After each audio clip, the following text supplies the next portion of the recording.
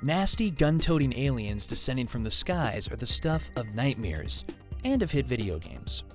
One of the most fondly remembered and influential titles featuring evil ETs is XCOM Enemy Unknown, a game that spawned an entire franchise of sequels, as well as a 2012 remake from Firaxis and 2K Games.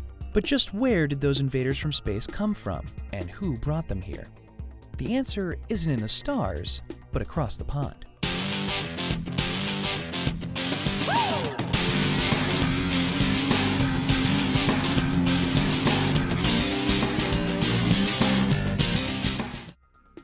In the 1980s, British game designer Julian Gollop was making a name for himself in the world of computers.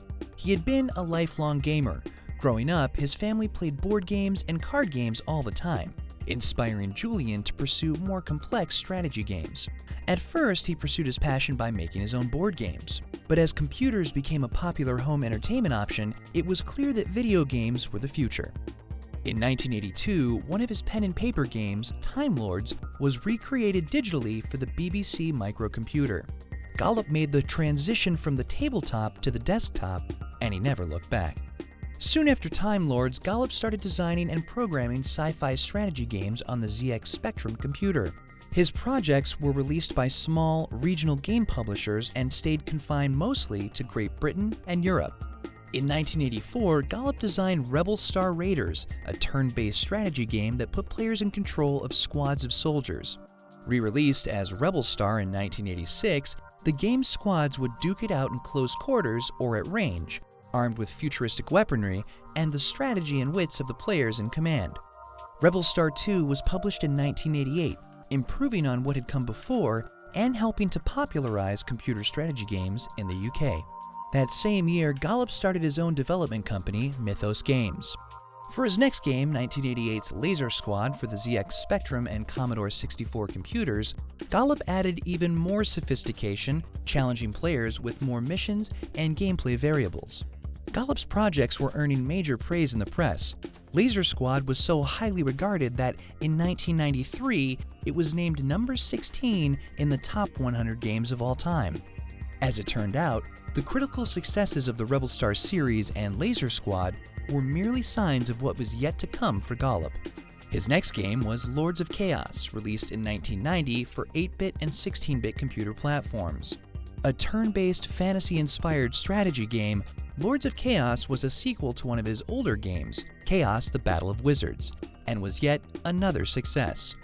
But by this point, Gollop and his brother Nick, with whom he'd collaborated on Lords of Chaos and in the running of Mythos Games, had been getting bogged down in doing much of the legwork for the small publishers that were releasing their games.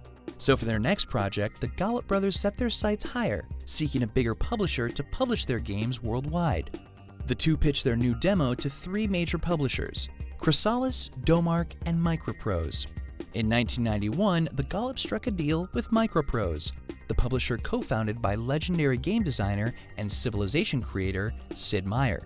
While signing the contract with Microprose signified a huge step forward for Mythos Games, working with the company wasn't all smooth sailing. Julian Gollop recalled some of the struggles of working with their new publisher in a retrospective piece with Edge. When we first got the contract with Microprose, we were very pleased, but concerned about what they might require us to do.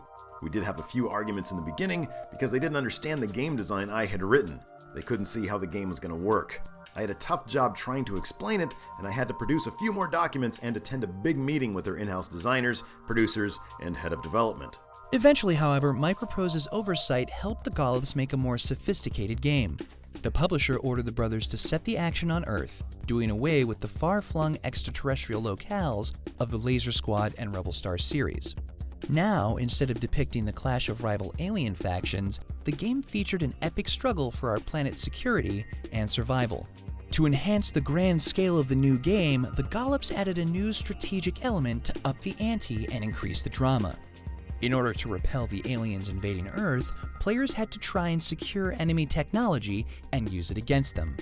These new mechanics, combined with Gollop's years of experience designing enemy AI, helped shape the project into what looked to be Mythos Games' best release yet. Even still, getting the game finished on time was proving to be more than a little troublesome. Gollop explained to Edge how much of a nightmare the final 2 months of development turned out to be.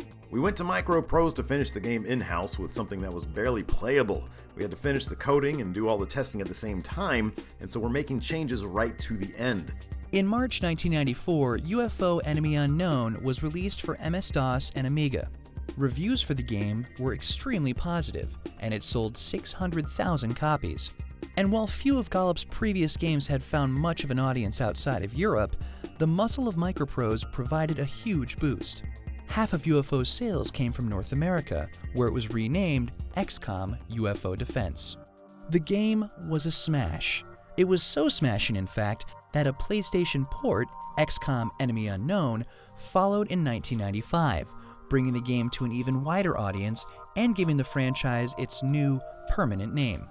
In one fell swoop, the Gollop brothers went from small-scale game designers to industry hitmakers.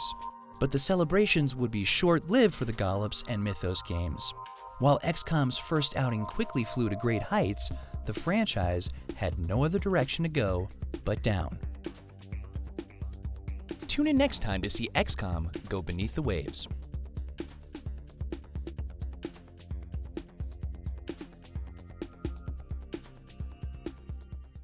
I'm FPS Russia, welcome to the Controller, Medal of Honor Warfighter.